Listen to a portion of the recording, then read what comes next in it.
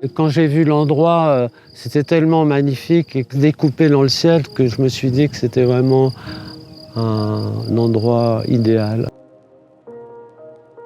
Je m'appelle Charles Serruya, je suis né à Paris. J'ai commencé en faisant de l'illustration pour les magazines. Après, je me suis mis à peindre parce que je me sentais trop limité dans l'illustration. Et je me suis mis à tordre du fil de fer depuis des années parce que, comme je dessine beaucoup, ça me permettait de styliser. Parce que je pars en fait comme un labyrinthe, c'est-à-dire je pars d'un point et j'arrive à un autre.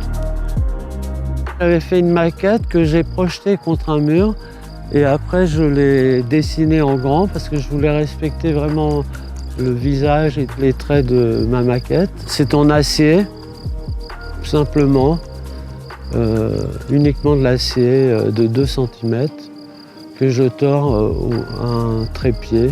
Le géant et la fée m'a inspiré parce que moi j'aime bien faire rêver les gens et raconter des histoires.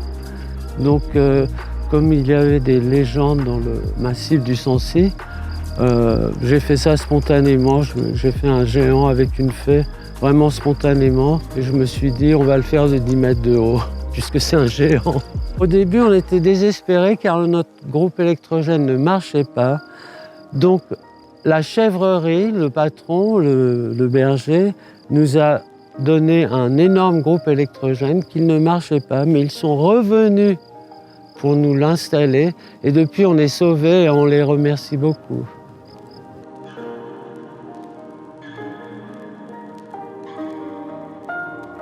En travaillant, j'ai beaucoup pensé à mon père et donc je me suis dit que j'allais lui envoyer une fée portant une étoile dans la main.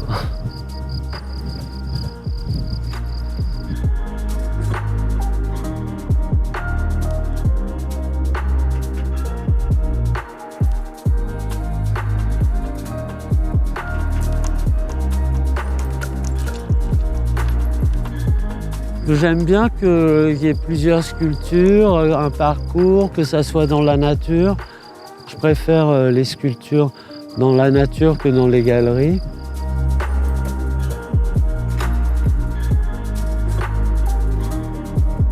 Car ma devise, c'est soyons raisonnables, tentons l'impossible.